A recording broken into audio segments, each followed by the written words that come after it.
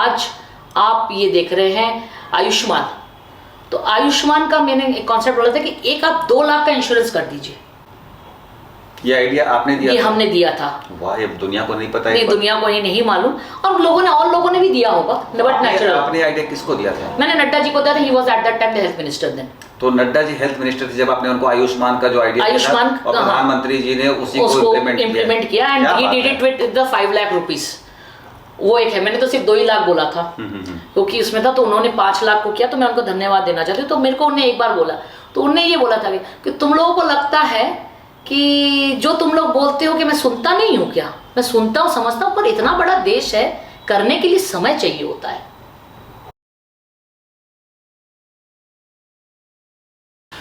नमस्कार, मैं संजय सिन्हा। बातों बातों की आज की इस कड़ी में बहुत ही खास हमारे साथ मेहमान हैं। नाम है मिताली बैनर्जी।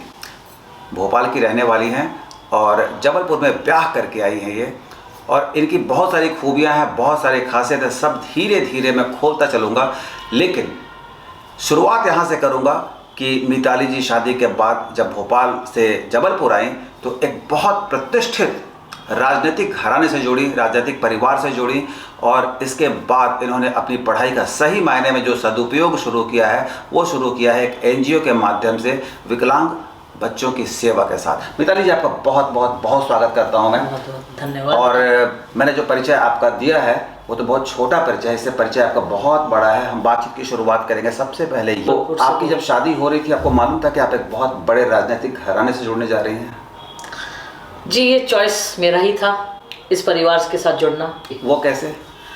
जो है मेरी सिस्टर जो है, दीदी जो है, वो डॉक्टर है जी, और वी आर जस्ट 2 सिस्टर्स। मेरे ब्रदर इन लॉ वो भी न्यूरोसर्जन थे। तो they all wanted to me get married to again doctor person और समथिंग लाइक दैट। तो मैं उतने दूर बाहर जाना नहीं चाह रही थी कहीं, और मेरे को देश से भी बहुत प्रेम था, ये था, तो मैं विदेश में तो जाना नहीं चाह रही थी। तो मेरे पेरेंट्स का भी मैंने सोचा कि मेरे को देखभाल करना है, ये करना है। तो फिर एक प्रपोजल आया और ये आया, तो फिर मैंने सोचा कि no, I will see what it is there and let me see. तो लोगों ने भी बोला अप्स एंड डाउन्स थे कि पॉलिटिकल फैमिली है, ये है, वो है, पर मैंने कहा कि नहीं, करेंगे, हम यहीं पे ही करेंगे शायद। ये अरेंज मैरिज था ना? हाँ, ये अरेंज मैरिज था, but I like the thing, means there came a proposal, I saw, ऐसा था ना, एक कहते हैं अलेक्जेंडर के लिए, he came, he saw and conquered. So same thing like with me, we came, we saw, we met each other and we liked each other. So that was the thing with us. तो जो आप अपने बारे में बता रही हैं उससे तो ये लग रहा है कि जो कहावत है कि होनहार वीर बान के हो चिकने पात, यही कहावत है ना? आपने नहीं सुना है शायद? नहीं, उतना हम उतनी कठोर हिंदी में। कठोर हिंदी में। तो जो होनहार लोग होते हैं उनकी पहचान बहुत शुरू से होती है। तो जैसा कि आप बता रही हैं कि आपके दिमाग में बात बहुत पहले से थी कि माँ बाप की सेवा भी करनी है, देश से भी प्यार है। जब आपकी उम्र की लड़कियां जो किशोर अवस्था थोड़ा जवान होती हैं, उनके दिमाग में तो बहुत सारे और रंगीन सपने होते हैं, हसीन सपने होते हैं, पर आपने ये तय किया कि नहीं, हमें देश में रहना है, बाहर नहीं जाना है। तो आप इतनी पढ़ाई की, कितनी पढ़ाई की आपने? मैंने पोस्ट ग्रेजुएशन किया है एमए इकोनॉमिक्स में, और अभी कुछ साल पहले मैंने डिप्लोमा इन सेरेब्रल पॉलिसी भी किया हुआ है। अभी फिर आगे इस उम्र में पढ़ाई कर रहे हैं? हाँ, इस उम्र में भी पढ़ाई किया हुआ है मैंने। Very good. तो और मेरे को पढ़ने लिखने का बहुत शौक है, so every day is a learning for me. तो जब आप इतनी पढ़ाई करके, शादी करके जबलपुर आई, तो आपके जहन में ये बात क्यों नहीं आई कि इकोनॉमिक्स में हमने एमए किया है तो कोई बहुत बड़ी नौकरी कर लूँ, कहीं वर्ल्ड बैंक टाइप की जगह पर नौकरी कर लूँ, या कोई भी बहुत सारी संस्थाएं जहाँ अच्छी नौकरी मिलती, आपने सोशल वर्क को क्यों चुना अपना कार्य क्षेत्र? See, you have asked a very good question, and मैं ये चीज़ बोलना भी चाहती हूँ कि मैंने जो है लंदन स्कूल ऑफ इकोनॉमिक्स के लिए भी अप्लाई किया था जी। इनलैक स्कॉलरशिप में भी सिलेक्शन हो गया था। फिर मैंने जो है मेरा एमबीए में इंदौर में भी सिलेक्शन हुआ after marriage, that was, but I had to stay in Jabalpur. और मैंने सोचा कि अगर मैं जबलपुर में रह के, मेरे को अपना फैमिली देखना है, मेरे को काम करना है और कुछ जीवन में करना है, तो मैं जबलपुर में I won't get the world bank, then I have to move out to Delhi and Bangalore and all those places. So if I have to Jabalpur, then I have to be make my own system and do my best and give the best to the town. तो मेरे को जबलपुर में ही रह के जो मैं अच्छा कर सकती हूँ वो मैं करूँगी और अपने फैमिली के साथ करूँगी। Priority was to stay in Madhya Pradesh and to stay in Jabalpur and make the best use of it. एक और चीज़ मैं बोल रही थी कि ज़्यादा अगर मैं कर भी लेती तो मेरे जीवन में मुझे लगता है फ्रस्ट्रेशंस आ जाते, मैं पढ़ के आ जाती और मेरे को जबलपुर में रहना होता। तो आई एम नॉट, मैं अपने जीवन में जो इतने सारे चीज़ें छोड़ी हूँ तो मुझे रिग्रेट नहीं है, क्योंकि मुझे मालूम है कि कुछ छोड़ने से कुछ पाते भी हैं। So I have got very positive things कि हाँ, मुझे बहुत अच्छा है कि I am in Jabalpur and I am working in Jabalpur. जाने अनजाने आपने मतलब ये तय कर लिया कि आपको लंदन स्कूल ऑफ इकोनॉमिक्स में नहीं जाना है, जी। आपको ऐसे लोग तैयार करने हैं जो वहाँ जा पाएं। बिल्कुल, और बिल्कुल। इसके लिए आपने जो है सो एक संस्था खोली जो विकलांग बच्चों की मदद करती है, उनकी मतलब उनको हेल्प करती है आगे बढ़ने में। तो ये आइडिया कैसे आया आपके मन में? जी, विकलांग सेवा भारती तो मेरे आने से पहले ही 1991 में एस्टेब्लिश था। Okay. So it was started by my sister in law Mallika ji के द्वारा। तो तब वो 2 बच्चों से शुरुआत हुआ था। जब मैं 1997 में आई थी तब वो चल रहा था छोटे इंसेप्शन में, छोटे उसमें।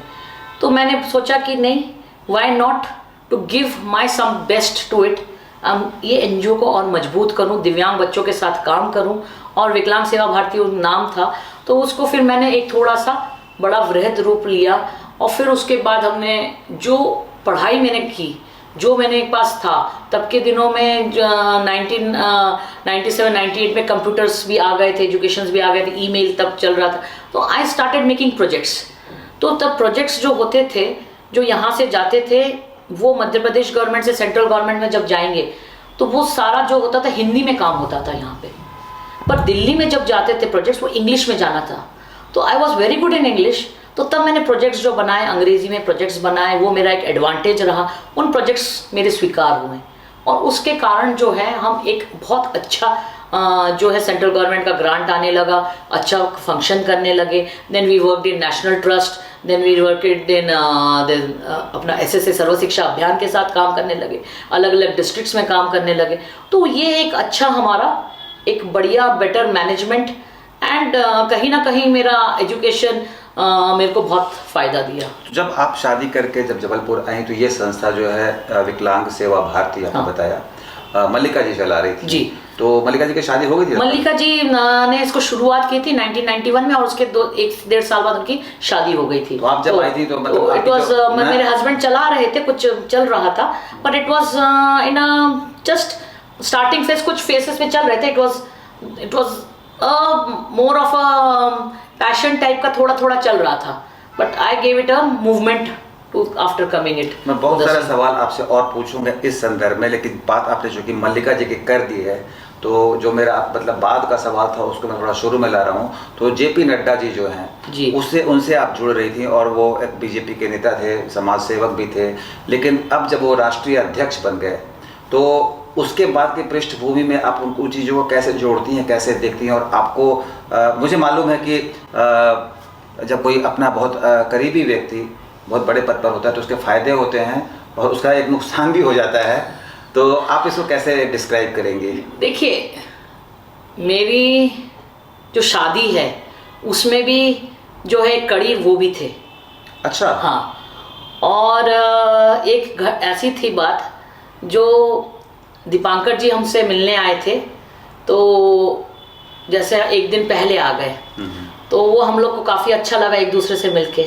अगले दिन मल्लिका दीदी और नड्डा जी भी आए भोपाल हमारे यहाँ पे। तो जब वो लेके आ रहे थे, तो दीपांकर जी लेके आए, तो गाड़ी उन्होंने फटाफट मोड़ ली। बोले, तुमको लड़की का घर इतने अच्छे से जल्दी से कैसे मालूम पड़ गया? तो दीपांकर जी बोले, नहीं, मेरे को जानकारी रखनी चाहिए, इसलिए मैंने गाड़ी फटाफट मोड़ ली। तो फिर वो देखे, बोले कि अच्छा ठीक है, बात करो और ये करो। तो फिर वो समझ गए कि ये है, तो जितना ये है, तो उन्हें बोला अच्छा ठीक है। So he was also a catalyst, और वो आए, और फिर अभी भी जो है वो कुछ दिक्कत होती है या कुछ जानकारी होती है, कुछ मेरे को सजेशंस लेना होता है, तो मैं जीजा जी से और दीदी से ज़रूर कंसल्ट करती हूँ। और ये एक हमारा एक परिवार है, और मेरा बड़ा गर्व भी है कि उनका आशीर्वाद हमें प्राप्त है, उनका स्नेह प्राप्त है, और एक हेल्दी डिस्कशन, हेल्दी थिंग्स जो है वो हम उनके साथ डिस्कस करते हैं, बातचीत करते हैं, उनके सजेशंस मानते हैं, क्योंकि काफ़ी उनने भी दुनिया देखी है और इतने बड़े उसमें रहते हैं। तो we are more family and more friendly and we have a very healthy, मतलब हम लोग की काफ़ी अच्छी लंबी चौड़ी बात होती है। तो ऐसा नहीं लगता कि मैं कभी राष्ट्रीय अध्यक्ष जी से बात, तो घर में राष्ट्रीय अध्यक्ष जी से सम्मान में बात होता है, चीज़ों में बात होता है, देश के लिए बात होता है। पर जो है कभी कभी जो एक सजेशंस में ये भी बोलना चाहती हूँ कि मैं इंश्योरेंस सेक्टर में देखती हूँ, तो मेरी एक बड़ी इच्छा थी जब यहाँ पे था कि जब हमारा बीजेपी सरकार आए तो I was always in the front कि हमारे इंडिया में हेल्थ इंश्योरेंस नहीं है, कोई हेल्थ इंश्योरेंस, या I am working with LIC also, so health insurance कुछ है नहीं। तो हेल्थ इंश्योरेंस का concept for the poor was not there. आप हेल्थ इंश्योरेंस खरीद सकते हो पर हेल्थ इंश्योरेंस नहीं हो सकता। तो मेरी एक इच्छा थी कि हमारे जो आज आप ये देख रहे हैं आयुष्मान, तो आयुष्मान का मैंने एक कॉन्सेप्ट बोला था कि एक आप 2 लाख का इंश्योरेंस कर दीजिए। ये आइडिया आपने दिया? ये हमने दिया था। वाह, ये दुनिया को नहीं पता है। नहीं, दुनिया को नहीं मालूम, और लोगों ने भी दिया होगा, बट नेचुरल। आपने आइडिया किसको दिया था? मैंने नड्डा जी को दिया था, he was at that time the health minister then. तो नड्डा जी हेल्थ मिनिस्टर थे जब आपने उनको आयुष्मान का जो आइडिया दिया था, और प्रधानमंत्री जी ने उसी को इम्प्लीमेंट किया and he did it with the 5 lakh rupees. वो एक है, मैंने तो सिर्फ 2 ही लाख बोला था क्योंकि उसमें था, तो उन्होंने 5 लाख को किया, तो मैं उनको धन्यवाद देना चाहती हूँ। तो मेरे को उन्होंने एक बार बोला, तो उन्होंने ये बोला था कि तुम लोगों को लगता है कि जो तुम लोग बोलते हो कि मैं सुनता नहीं हूँ क्या, मैं सुनता हूँ, समझता हूँ, पर इतना बड़ा देश है, करने के लिए समय चाहिए होता है। देखिए, ये तो आपकी रिश्तेदारी का बड़ा फायदा देश को हो गया है, मतलब 140 करोड़ जनता को इसका लाभ मिला है कि आपने एक आइडिया दिया था। और ये बात हाईलाइट होनी चाहिए थी, ये बात लोगों को पता होनी चाहिए थी कि मिताली बनर्जी ने अपने जीजा जी को ये आइडिया दिया था कि नंदोई हुए ना आपके नंदोई, बिल्कुल नंदोई जो होते हैं वो जीजा ही तो होते हैं ना। बिल्कुल बिल्कुल, रिश्ते का नाम थोड़ा घालमेल कर जाता हूँ। नहीं, कोई नहीं। तो आपके नंदोई हैं, आपने उनसे ये बात कही और ये समझ, चूंकि आपने इकोनॉमिक्स की पढ़ाई की थी, आपको देश की अर्थव्यवस्था, लोगों के बारे में मालूम था, तो उसका एक लाभ पूरे देश को मिला है। और ये बहुत बड़ी बात है, मतलब ये तो आज पहली बार रिवील हो रही है, बात खुल रही है कि आपने ये आइडिया दिया और वो नड्डा जी हेल्थ मिनिस्टर थे, उन्होंने उसको इम्प्लीमेंट किया। दैट इज़ फैंटास्टिक, बहुत अच्छी बात है। मिताली जी, आप इस तरह के परिवार से जुड़ी हुई हैं, खुद आप मतलब सामाजिक संगठनों से जुड़ी हुई हैं, थोड़ी सी बातचीत उसके बारे में करेंगे। लेकिन एक सवाल मेरे मन में अभी कुलबुला रहा है कि आपका कोई पॉलिटिकल एम्बिशन खुद नहीं होता कि हम भी कोई, देखिए एक बात मैं फिर बता रहा हूँ, ये मेरा मानना है और मुझे लगता है आप भी मानती होंगी कि राजनीति ही वो क्षेत्र है जहाँ से कि आप हकीकत में सेवा कर सकती हैं समाज में, लोगों की, जो डिप्राइव क्लास है उसकी सेवा आप कर सकती हैं राजनीति में जाकर, सामाजिक संगठनों से भी कर सकते हैं। तो आपको डायरेक्टली ऐसा नहीं लगता कि कभी राजनीति में हमको होना चाहिए था? देखिए, डायरेक्टली मेरे को राजनीति में इंटरेस्ट तो बहुत है। भगवान अगर चाहेगा, सही समय आएगा, लोगों को अगर लगेगा कि हाँ ये व्यक्ति को आना चाहिए और ये होना चाहिए, तो शायद मेरे को बीजेपी टिकट दे। तो देखिए, एक बात तो बहुत क्लियर है मिताली जी कि आपने एक बात जो बताई कि आप उन बच्चों के बारे में सोचती हैं जो सामाजिक रूप से बहुत मतलब उपेक्षित हैं, जिनको कोई नहीं, घर में एक बच्चा विकलांग हो जाए तो माँ बाप नहीं देख पाते हैं, घर के लोग मतलब पूरी ज़िंदगी उनकी तबाह हो जाती है। आप उन बच्चों के बीच में हैं, उनको आप चला रही हैं, संभाल रही हैं, तो डेफिनेटली आपका एक सामाजिक स्ट्रक्चर तो है सोचने समझने का। तो आपको लगता है कि टिकट मिल जाए तो आप राजनीति में उतर जाएंगे? See there is one more thing मैं बोलना चाहती हूँ कि unless and until you are in the system, you cannot change in the system. Yes, that is true. तो जब तक आप जाएंगे नहीं, कुछ अच्छा फिर आएगा नहीं। Yes. So अगर मेरे को कुछ अच्छा करना है और देश के लिए और अच्छा करना है, तो उससे और बड़ा प्लेटफॉर्म क्या हो सकता है, जहाँ पे पार्लियामेंट में, जहाँ पे पॉलिसीज तय होती है, जहाँ पे लॉ बनता है, जो गवर्नेंस होता है। तो अगर मेरे को वहाँ पे एक मौका मिले तो शायद मैं वहाँ कुछ इस देश के लिए अच्छा कर सकूँ। तो अगर आपको राजनीति में जाने की मतलब इच्छा है अगर, तो स्टेट पॉलिटिक्स में है या सीधे मतलब कि दिल्ली की राजनीति? पार्टी जहाँ मेरे को उपयुक्त समझे मैं वहाँ जाने के लिए तैयार हूँ। अभी आप पार्टी में हैं कि नहीं हैं? See as I am in the working in the government sector and service sector, I am cannot go directly into the politics.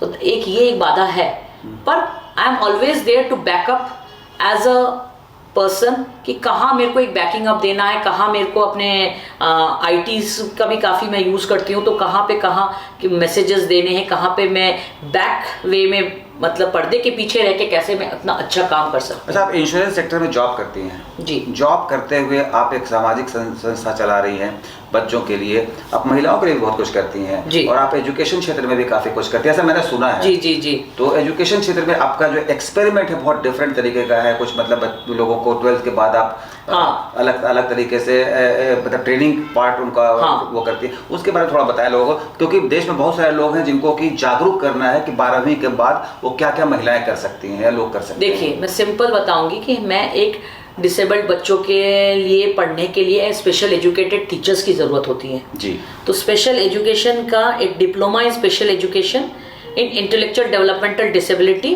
And diploma in special education in hearing impaired under the rehabilitation council of India, under the ministry of social justice and empowerment, government of India undertaking में, government of India के अंदर में ये एक है। तो हमारे पास वो सेंटर्स हैं जो भी बच्चे 50% एंड एवब मिलता है 12th स्टैंडर्ड के ऊपर, वो इस कोर्स के लिए एलिजिबल है।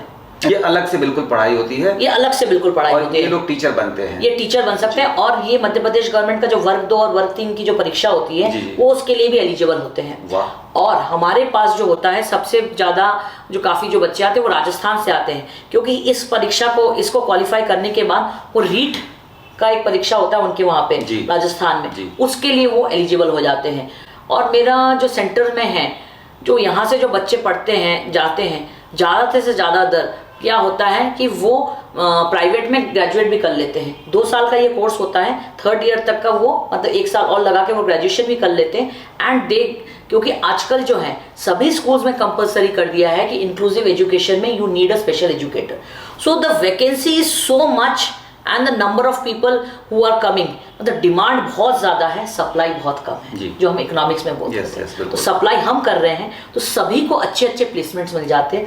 100% जॉब प्लेसमेंट की नौकरी मिलती है। प्लेसमेंट कहाँ पर होती है? इनके प्लेसमेंट जो होते हैं सारे नॉर्मल स्कूल्स में हो सकते हैं, सारे आप लोग अपने एनजीओ खुद खोल सकते हैं, और नहीं तो स्पेशल स्कूल्स में हो सकते हैं। तो आपको जैसे मालूम है कि आज के डेट पे जो हम आज के आबहवा में, तो आपने देखा होगा कि ऑर्थोपेडिकली हैंडीकैप धीरे धीरे कम हो रहे, because we have eradicated polio.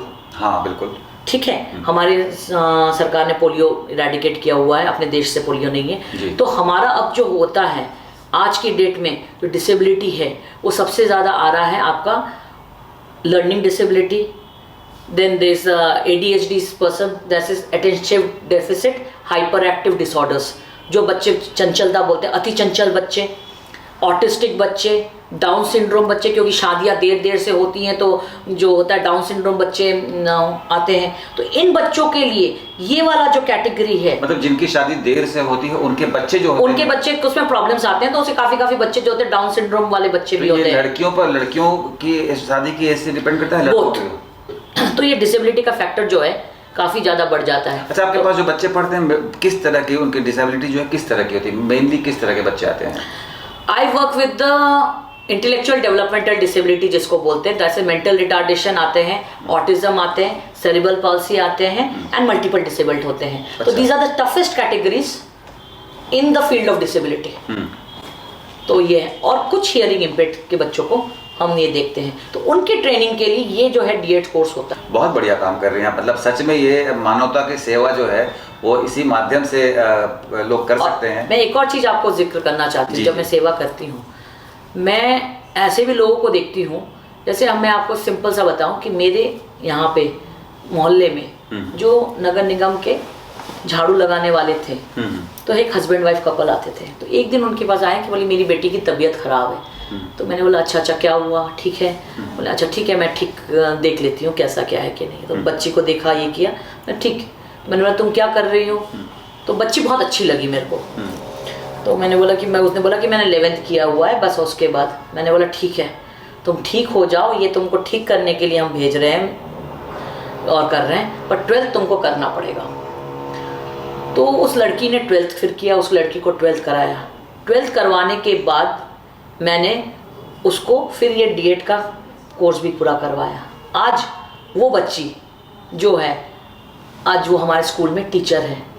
तो ऐसे करके जैसे ये पूरा अगर देखा जाए तो जो फीस होती है करीब 1 लाख रुपए होती है जो जाती है।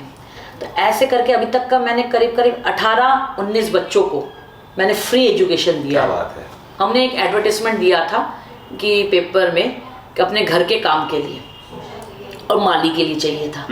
तो एक बंदा आया और मैंने बोला कि पूछा कि क्या क्या कर सकते हो। तो लड़का बड़ा अच्छा लगा मेरे को, गरीब घर का, और उसमें वो भी आदिवासी लड़का था। तो मैंने बोला और क्या कर सकते हो, तो मालूम पड़ा कि वो बहुत अच्छा गाना गा सकता है।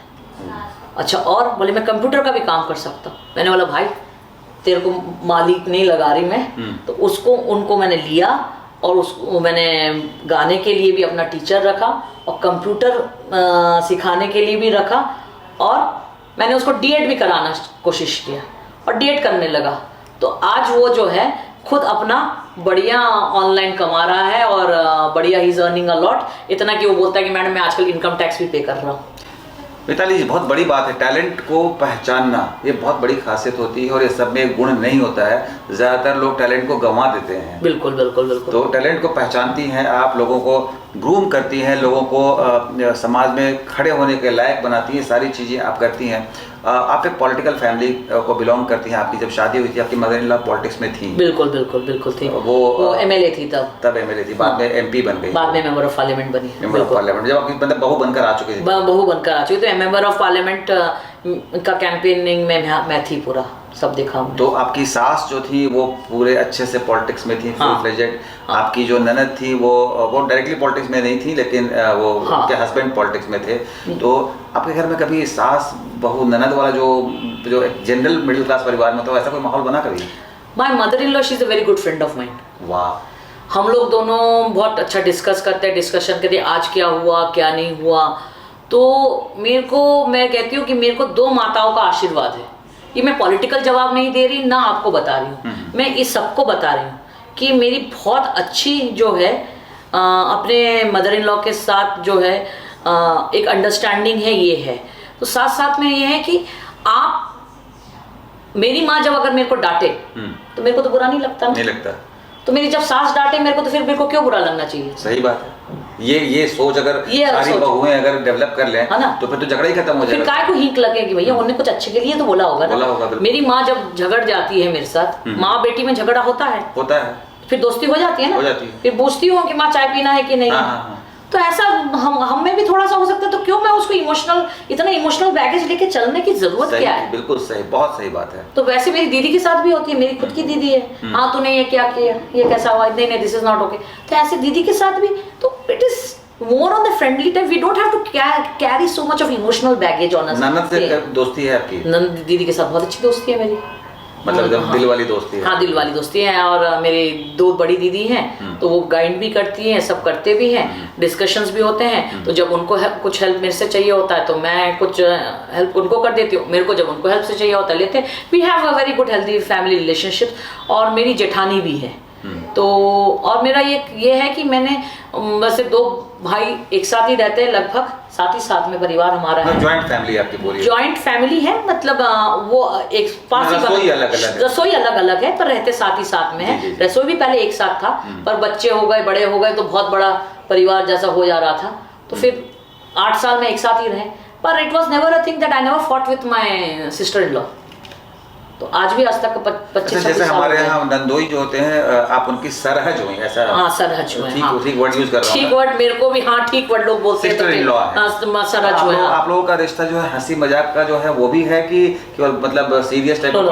We have got lot of fun. हमारा बहुत अच्छा हंसी मजाक, बैठ के गप्पे लड़ाना। हंसी मजाक कर लेते हैं? नड्डा जी बहुत अच्छा हंसी मजाक करते रहते हैं, बहुत अच्छे गप्पे करते हैं, बहुत बातें होती है।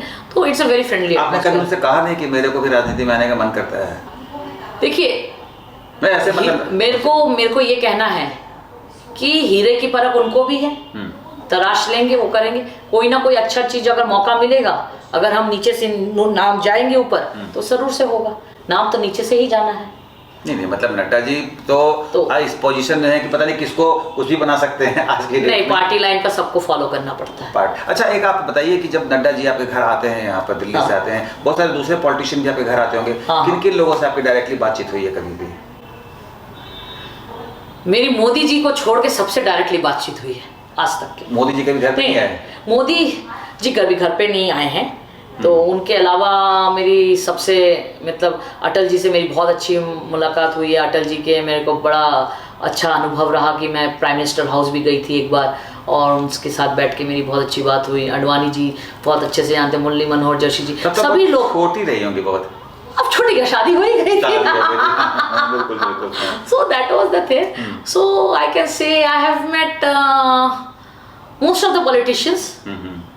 मोदी जी से मुलाकात नहीं हुई आपकी? मोदी जी से भी मुलाकात हुई है। अच्छा, हुई है। मोदी जी से मुलाकात हुई है, एक दो शादी में हुई है, पर प्रत्यक्ष रूप से मेरी कभी उनसे कभी बातचीत नहीं हुई है। ये जो काम कर रही हैं उसके लिए आपको मतलब पैसे वैसे आप कैसे अरेंज करती हैं? देखिए, सोसाइटी में वर्क करने के लिए पैसे की उतनी आवश्यकता नहीं पड़ती है। उसको मेडिकल कॉलेज में जाना है, कुछ अच्छे डॉक्टर को दिखाना है, तो एक फ़ोन ही काफ़ी हो जाता है। तो वो जो है उसी से सरकार की इतने सारी योजनाएं हैं, उस योजनाओं को अगर हम अच्छे से इम्प्लीमेंट करें तो मुझे नहीं लगता कि कहीं पैसे की आवश्यकता है। पैसे की आवश्यकता मैं तो ये बोलती हूँ, जब मैं मेडिकल कॉलेज में लोग को बोलती हूँ कि देखो मैं डॉक्टर दे दूँगी, इलाज दे दूँगी, मेडिसिन फ्री कर दूँगी, ऑपरेशन करा दूँगी, पर मैं तुमको टीवी फ्रिज नहीं दे सकती। क्योंकि मेरी खुद की जो फर्स्ट डिलीवरी है, मेरी डॉटर जो है चंडीगढ़ मेडिकल कॉलेज में हुई है, तो वहाँ पे मैंने देखा है। एंड जब मेरे को मेडिकल कॉलेज में हुआ, वहाँ का मेडिकल कॉलेज एक बहुत ही आलीशान, बहुत सुंदर गवर्नमेंट सेटअप है। तो एक मेरे मन में भी एक ये था, लोगों ने आज पूछा माता जी से ऐसे, अरे मेडिकल कॉलेज में डिलीवरी हुई, इतने बड़े प्राइवेट अस्पताल छोड़ के। तो but the medical facilities are so good, आप लोग चाहेंगे तो सब कुछ करेंगे तो लोग एम्स जाते हैं। It's one of the best centres. Yes. So we have to be proud of our government things and government ways and education. हमको खुद को कॉन्फिडेंस होना चाहिए कि हाँ वहाँ पे अच्छा चीज़ है। अभी मौजूदा सिनेरियो में सबसे बड़ी सामाजिक रूप से वो सामाजिक रूप से कौन सा क्षेत्र है जिसमें कि बहुत ज़्यादा हेल्प की ज़रूरत है? इट इज़ जो सामाजिक क्षेत्र में जो सबसे ज़्यादा हेल्प की ज़रूरत है वो है understandability and employment.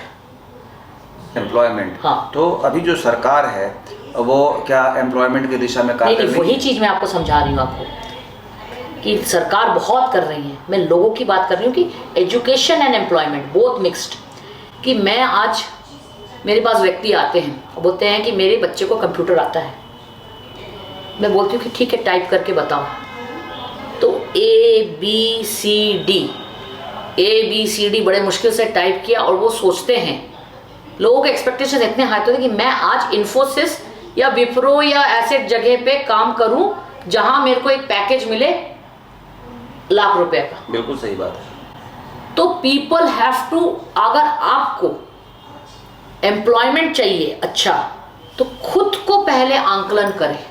Self assessment is the most important requirement. We over assess ourselves.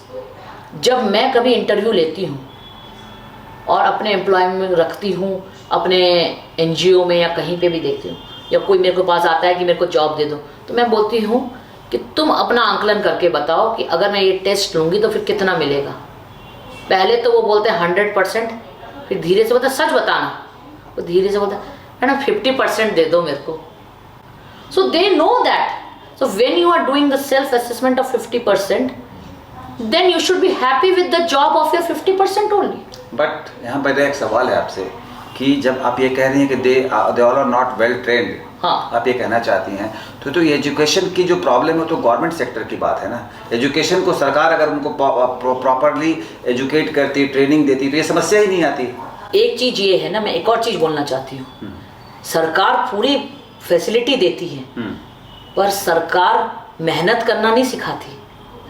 आपको अपने परिवार में मेहनत करना जो है वो बहुत ज़रूरी है। हर बच्चा मेहनत करे ना, करत करत अभ्यास जड़मती होत सुजान। तो करत करत अभ्यास क्यों नहीं करते? वो सोचते हैं कि एक 2 into 2 2 का पहाड़ा अगर जाने तो मैं 13 का पहाड़ा भी जानूंगी। 13 का पहाड़ा। आप एक बात बताइए कि आप तो इन सब सेक्टर में काम करते हैं, क्या एजुकेशन पॉलिसी जो है हमारे देश में वो वास्तव में सही पॉलिसी है? एजुकेशन पॉलिसी बिल्कुल सही है, आज के दिशा बिल्कुल सही है, पर मैं यही से करती हूँ कि बच्चे हैं या कोई भी व्यक्ति हैं, a little extra effort makes all the difference. थोड़ा सा एक्स्ट्रा एफर्ट। दो तरह की एजुकेशन पॉलिसी नहीं है क्या? मतलब जैसे कि मैं आपको बताता हूँ कि 2 साल पहले हमारे यहाँ शिवराज जी जब सीएम थे तो उन्होंने मेडिकल की किताब हिंदी में लॉन्च की थी कि अब बच्चे मेडिकल जो है हिंदी में भी पढ़ सकते हैं। तो मैंने ये प्रश्न उनसे किया था कि आप पिछले इतने मतलब कि 18 वर्षों से आप ही सीएम थे, तो जो बच्चे आज मेडिकल दे रहे हैं वो 18 साल के बच्चे हैं, मतलब 12वीं पास करके बच्चे देते हैं मेडिकल की परीक्षा। बिल्कुल। तो अगर नर्सरी में या पहली क्लास में या दूसरी क्लास में या 5वीं कक्षा से हमने इंग्लिश मीडियम कर दिया होता तो ये प्रॉब्लम नहीं आती। तो एक दो तरह का जो वर्ग मैंने कहा कि एक क्लास है जो अंग्रेजी बोलता है, अंग्रेजी पढ़ता है और वो ज़्यादा ग्रो करता है, और एक क्लास जो है सो हिंदी मीडियम में पढ़ता है। अब शुरू से ही वो 2 डिफरेंट क्लास तैयार हो जाते हैं। तो गवर्नमेंट इसको आप चूँकि ये कह सकती हैं अपने जीजा जी को कि भाई 2 तरह के स्कूल क्यों है, हर स्कूल में इंग्लिश कर दो ना, मैंडेटरी कर दो, या इंग्लिश हटा दो परमानेंट सब जगह से। 2 तरह के बच्चे तैयार हो रहे हैं, एक हिंदी वाला एक इंग्लिश वाला। अब जिसको मध्य प्रदेश में मैंने देखा कि लोगों को इंग्लिश नहीं आती अच्छी। लॉ की पढ़ाई, आप सोचो कि हाई कोर्ट में जो लैंग्वेज है या सुप्रीम कोर्ट की जो लैंग्वेज है वो इंग्लिश है। आप हिंदी में बच्चा पढ़ लिया तो कुछ कर ही नहीं सकता, वो तो लोअर कोर्ट में घूमता रह जाएगा, खत्म हो जाएगा। तो वो मैंडेटरी, इंग्लिश मैंडेटरी नहीं, एक ही लैंग्वेज क्यों नहीं? देखिए, इंग्लिश इज नॉट मैंडेटरी और हिंदी जैसे ना, हिंदी हमारी राष्ट्रभाषा है भाई, ठीक है, तो हिंदी कर दो परमानेंट सब जगह। हमारी कुछ भाषाएं जो हैं, भाषा जानने से बुद्धि का कहाँ पे कोई जोर नहीं। लैंग्वेज मीडियम ऑफ इंस्ट्रक्शन जब होता है तो एक ऑब्स्टेकल ये आप भी मानते हैं, भाषा से बुद्धि नापी नहीं जा सकती, है ना? कोई आदमी जितने लैंग्वेजेस हैं, ये भी एक साइंटिफिक है कि जो जितना लैंग्वेज बोल सकता है उसका मस्तिष्क उतना तेज होता है। भैया पढ़ाएंगे तब ना, आप शुरू में पढ़ाओ ना उनको इंग्लिश में। इंग्लिश मीडियम आप हर बच्चे के लिए एक ही सिलेबस, एक ही कोर्स कर दो। एक जब आप हिंदी मीडियम है, एक इंग्लिश मीडियम है, तो 2 तरह की ब्रीड तैयार। देखिए, मीडियम अलग चीज है। मीडियम तो एक कर, देखिए मीडियम हम एक जैसे नहीं कर सकते हैं। कुछ बच्चे तेलुगु में भी बात करते हैं, साउथ में चले जाएंगे तो वो, और उनकी जो समझ है, जो अपनी मातृभाषा में ज्यादा अच्छे से समझ सकते हैं, एक लेवल तक का ठीक है, भाई जो बच्चे 8वीं तक का आ गए। जो बच्चा हिंदी पढ़ करके जाना चाहेगा उसको माइक्रोसॉफ्ट में नौकरी नहीं मिलेगी, एप्पल में नौकरी नहीं मिलेगी हिंदी पढ़ने से। अगर इंग्लिश मीडियम में पढ़ा होता तो वो माइक्रोसॉफ्ट में जॉब कर सकता था। वही चीज मैं बोल रही हूँ ना, जब वो एप्पल में माइक्रोसॉफ्ट के लिए लायक हो जाएगा तो इंग्लिश भी पढ़ लेगा। एक देश, हमारे बड़ा फॉर्मूला चलता है सब, तो बंदी में चलती बात है कि वन नेशन का जो फॉर्मूला है, one nation, one education, one syllabus, one language. आज is such a big huge. आप ऐसा बात कर रहे हैं, हमारा देश कितना बड़ा है आप अगर देखोगे, और कितनी पॉपुलेशन है, 135 करोड़ पॉपुलेशन। ये कहना है कि इससे आसानी हो जाएगी बहुत। देखिए, आसानी कुछ नहीं होता है। दूसरा एक और भी चीज़ है, मतलब मैं आपको बताना चाहता हूँ, क्योंकि आप इस सेक्टर में काम कर रही हैं। हाँ। मैंने कई लोगों को सलाह दी है कि जो बच्चे गूंगे बहरे होते हैं, हाँ। नहीं बोल पाते हैं, नहीं सुन पाते हैं, उनके लिए साइन लैंग्वेज सिखाते हैं। हाँ, बिल्कुल। तो मैंने ये बात कई जगह पे कही है, और आपसे मैं स्पेशली मोटिव वो हम करते भी हैं, क्योंकि I work with the hearing impaired also. तो ये मैं आपको इसलिए कह रहा हूँ कि आप जीजा जी के थ्रू ये बात मोदी जी तक पहुँचवा दें कि आम आदमी को, आम बच्चों को स्कूल में साइन लैंग्वेज, जो नॉर्मल बच्चे हैं उनको सिखाया जाए। फायदा ये होगा कि जो बच्चे गूंगे बहरे होते हैं, डिपेंडम होते हैं, मतलब जो बच्चे नहीं बोल पाते, तो अपनी लैंग्वेज सीखी है क्या?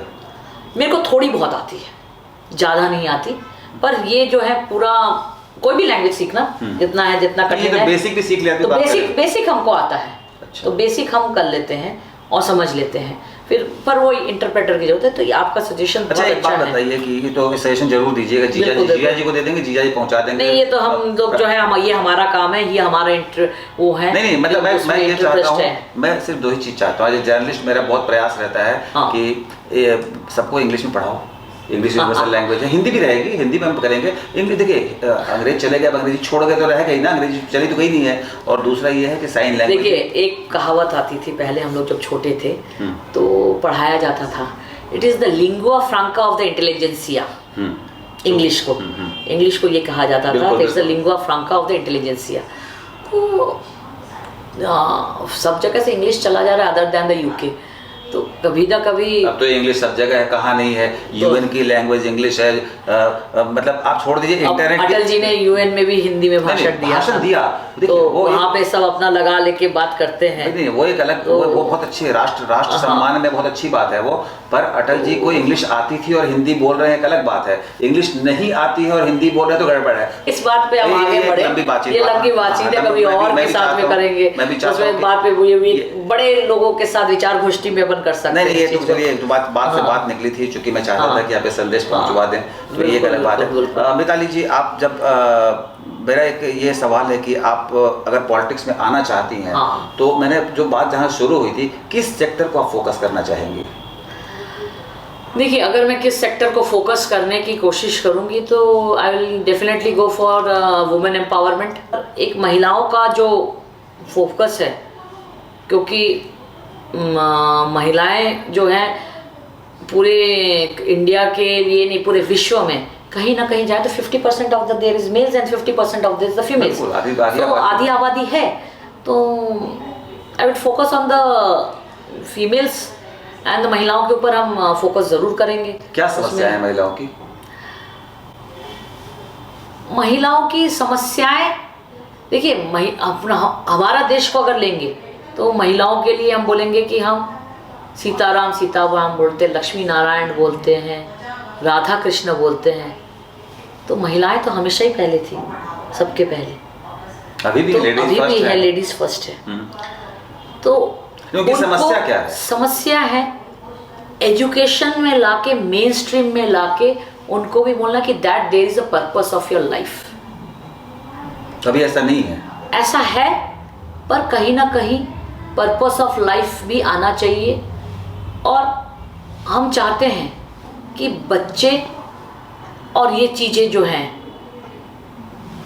काफ़ी हद तक का हम देखे हैं कि आजकल जो है डिफ्रेंसिएशन थोड़ा बहुत काफ़ी कम हुआ है। एक सिंपल एग्जांपल हम बताएं कि जब मेरी लड़की हुई, she was born in Chandigarh, मेरी माँ की गोदी में थी, हम बहुत खुश हुए कि हमारी लड़की हुई। तो एक व्यक्ति आए और बोला, अच्छा क्या हुआ? बोले लड़की है। बोले चलो कोई बात नहीं, अगली बार लड़का हो जाएगा। ये जनरल पुरानी सोच है। ये पुरानी सोच है। आजकल की उसकी सोच थोड़ी सी कम हुई है, सोच बदली है, उसके लिए समाज आगे आया है। तो समाज में महिलाओं को इतना प्रोत्साहन मिल रहा है, तो निश्चित रूप से महिलाएं और आगे जाएंगी। अपना अपना काम कर रहे हैं, सब लोग करते हैं, तो उस फीलिंग जो एक है कि यू आर द डिप्राइव्ड, वो धीरे धीरे कम होता जा रहा है और अच्छा रहेगा जब तक देश बढ़ेगा। एक पुरुष जब आगे बढ़ता है तो अकेला बढ़ता है, पर जब घर की महिला आगे बढ़ती है तो पूरा परिवार आगे बढ़ता है। no doubt तो about that. ये एक चीज है कि अगर परिवार आगे, महिला आगे बढ़ती है तो पूरा परिवार बढ़ेगा, तो देश आगे बढ़ेगा। बिल्कुल सही बात है। तो ये एक हमारी सोच है। तो आप मतलब कोई समस्या आपको ऐसा कोई समस्या से दिखती है जिसमें कि हमको काम करने, फोकस करने की जरूरत है? महिला एजुकेशन में है, महिला हर फील्ड में है, लगभग हर फील्ड सब फील्ड में है, और काफी तरक्की कर चुकी हैं, काफी तरक्की कर रहे हैं। सोच भी बदली है, लोगों की सोच बदली है डेफिनेटली। और आएंगे। बच्चे हैं? मेरे 2 बच्चे हैं। अच्छा। तो एक लड़की है, एक लड़का है। ये दोनों जो स्पेनिश में बात करते हैं? जो स्पेनिश में बात करते हैं, जो मेरे सामने कभी कभी जब अपने आपस में बात करना होता है तो स्पेनिश में बात कर लेते हैं। आप LIC में जॉब करती हैं, आप मतलब इंश्योरेंस सेक्टर में काम करती हैं, आप सामाजिक क्षेत्र में काम करती हैं, राजनीति में भी दिलचस्पी रखती हैं आपके, तो घर परिवार को समय कैसे देती हैं? घर परिवार में खाना मैं खुद बनाती हूँ। क्या बात है! Yes, I am a very good cook also. मैं खुद की तारीफ खुद नहीं करनी चाहिए, but yes I make my own. करेंगे तभी तो मैं खाने के लिए आऊँगा। बिल्कुल बिल्कुल। और हाँ, क्या बना लेती हैं आप? सब खाना ही बना लेती हूँ पूरा। हमने जैसे है हमारा, आपके घर पे तो क्या खिलाएंगे आप बोलिए, पोहा, उपमा, ब्रेकफास्ट से लेके सैंडविच से लेके, आई मेक ऑल, कॉन्टिनेंटल से लेके चाइनीज से लेके बंगाली डिशेस से लेके सभी चीजें बना लेते हैं। तो आपने ये सीखा है कहीं जाकर या घर में माँ से सीख कर आई? माँ से सीखा है, थोड़ा शौक है, और आजकल यूट्यूब सब सिखा देता है। टाइम कैसे मैनेज करती हैं? यस, आपने जो क्वेश्चन पूछा, that's the best thing you have asked me, that I do a very big time management. Time management is the most essential part in anyone's life. Yes. So how much to give the time and how much priority जो करना है वो करना है। सुबह उठे, थोड़ा सा अपना बगीचा है उसको थोड़ा सा देखा, थोड़ा पेड़ पौधे देखे, खाना बनाना शुरू किया, पूजा पाठ किया ना किए, साथ में फिर बैग उठाए, ऑफिस चले गए। ऑफिस से आने के बाद उसके बीच में जो ऑफिस के बीच में जो लंच आवर होता है उसमें जाके थोड़ा समाज सेवा कर लिया, वापस आए, ऑफिस गए, ऑफिस से निकलने के बाद फिर समाज सेवा में लग गए, जहाँ से जैसा हुआ सैटरडे संडे समाज सेवा में लगे। तो you have to prioritise the issues. और इसमें डेफिनेटली ये है कि मेरा थोड़ा सा खुद का एंटरटेनमेंट टाइम या टीवी देखने का टाइम थोड़ा कम हो जाता है कि मैं उतना सीरियल्स नहीं देख पाती। एक सवाल मेरे मन में भी अचानक आया कि आप ऑफिस में काम करती हैं, सब कुछ करती हैं, तो ऑफिस में जो आपके बॉस होंगे वो तो इसी बात से डरे रहते होंगे कि नड्डा जी की साली है, ऐसा कुछ लगता है क्या? ऐसा क्यों लगेगा? नहीं, ऐसा लगता है, वो स्वाभाविक नहीं, उनको कभी कुछ नहीं लगता, because I am very friendly person and I don't throw my airs. आपको करने की जरूरत ही नहीं है। I don't know, no I don't know. आपकी मदर इन लॉ सांसद रही, पहले विधायक थी, फिर सांसद बनी, एक पूरा बैकग्राउंड बहुत पीछे कैरी करता है ना। हमारा जो पृष्ठभूमि है, हमारा जो पॉलिटिकल है, हमारा पॉलिटिकल एथिक्स नहीं बोलता है कि मैं किसी को ओवरथ्रो करूं या I should throw my power through my, I have got मेरा खुद का वर्क मैं खुद करूंगी, है ना। ईश्वर चंद्र विद्यासागर जी ने भी अपना सामान खुद उठाया था। क्या बात तो है? ये चीज जो है मैं अपना, शानदार एग्जांपल्स हैं तो हम अपना काम खुद करेंगे। आपकी अपनी पहचान है। अपनी पहचान है, हमको अपनी पहचान बनानी है। तो बनी हुई है। बनी हुई है या ठीक है, बनाए हैं, तो I have to do my job. अब एक जो इंटरव्यू बहुत लंबा हो जाएगा, आपको निकलना है, दिल्ली जाना है। बिल्कुल जाना है। तो मैं एक बहुत छोटा सा सवाल आपसे ये पूछना चाहता हूँ कि अगर आपको कोई संदेश देना हो लोगों को, तो क्या संदेश देना चाहेंगी? कौन सी वो बात कहना चाहेंगी जिससे लोगों के जीवन में बदलाव आए? मैं लोगों को एक संदेश जरूर देना चाहती हूँ कि कभी झूठ ना बोले। जीवन में जितना जरूरत हो स्पष्ट बोले, जितना हो सके झूठ ना बोले, मेहनत खूब करें, अपने समय का सदुपयोग करें और खूब एक्स्ट्रा एफर्ट्स लेके कोई चीज को करें। निंदा कम करें, आलोचना कम करें, काम ज़्यादा करें, तो उसमें आपकी प्रगति है, देश की प्रगति है। तो ये मेरा मंत्र है जो मैं फॉलो करती हूँ। निवेदन करती हूँ कि सभी लोग जो है इस चीज़ को अगर फॉलो करें तो शायद इस देश के लिए नहीं, आपका पहले भला होगा तो देश का भी भला होगा। जय हिंद, जय भारत। मिताली जी, आपसे बात करके बहुत अच्छा लगा। आप जो भी कर रही हैं बहुत अच्छा कर रही हैं, और मैं दुआ करता हूँ कि आप जैसे लोग एक्टिव पॉलिटिक्स में आए और देश में जो चूँकि आप कर रही हैं, यहाँ पे एक बैकग्राउंड है और मैंने भी देखा हुआ है, सुना हुआ है, तो आप जैसे लोग अगर एक्टिव पॉलिटिक्स में आते हैं, मतलब मेरा विषय है, तो डेफिनेटली समाज को बहुत फ़ायदा होगा। और उन लोगों को ज़रूर आना चाहिए जो अपने बारे में नहीं, समाज के बारे में सोचते हैं। बहुत अच्छा लगा आपसे बातचीत करके। बहुत धन्यवाद संजय जी, आपने मेरे को अच्छे से सुना, इतना समय दिया। मैं आपके चैनल को बेस्ट विशेस देती हूँ और आपने मेरे को सुनने के लिए, इसलिए आपको बहुत बहुत धन्यवाद। लोग आपका चैनल देखें, आपका चैनल मैंने पहले भी देखा था, और वो आपकी जो गधे की और हीरे की जो कहानी है वो मैं सभी लोगों को निवेदन करूंगी वो एक बार वो जरूर देखें और उस कहानी को जरूर आप टैगलाइन करें। गधे वाली कहानी इन्होंने सुनी थी, गधे की कहानी में थोड़ा सा आपको सुनाया था, जो कि चर्चा यहाँ पर इंटरव्यू में इन्होंने कर ली है कि एक धोबी को एक गधा लेकर जा रहा था, तो उसके रास्ते में पत्थर गिरा हुआ मिला था, तो उसने उठाकर गधे के गले में बांध दिया था उसको। बिल्कुल। और घूम रहा था तो किसी जौहरी की नज़र उस पर पड़ी, उसने उससे कहा कि 100 रुपये ले लो, पत्थर मुझे दे दो। तो उसने कहा कि नहीं, छोड़ दो, क्या करना 100 रुपये का। ऐसे करते करते वो उसके पीछे पीछे चलता रहा, लेकिन उसने 100, 200, 500 रुपये ही उसका मोल लगाया। कुछ दूर आगे गया, देखा उसने कि गधे के गले से पत्थर जो है सो गायब हो गया। तो जौहरी पीछे पीछे गया, उसने धोबी से पूछा कहाँ गया पत्थर। तो उसने कहा कि एक साहब आए थे, 10,000 रुपये दिए, मैंने उनको दे दिया। तो पिछला वाला जो व्यक्ति था उसने कहा कि मूर्ख, वो इतना महंगा हीरा था, तुमने 10,000 में बेच दिया। तो धोबी ने ये कहा था कि हुजूर, मूर्ख मैं नहीं हूँ, आप हैं। जब आपको मालूम था कि इतना बड़ा हीरा है तो क्या 100-200 रुपये का मोल लगा रहे थे। तो कहानी का मोरल ये था कि अगर कहीं पर भी कोई व्यक्ति किसी के टैलेंट को नहीं पहचानता है तो ये उसका दुर्भाग्य है, उसका दुर्भाग्य नहीं है जिसकी पहचान नहीं हो पाई है। हीरा तो हीरा रहेगा, और मिताली जी आप हीरा हैं। धन्यवाद, धन्यवाद, thank you very much. Thank you. फिर मिलेंगे किसी नई शख्सियत के साथ। अभी लेता हूँ आपसे याद। नमस्कार।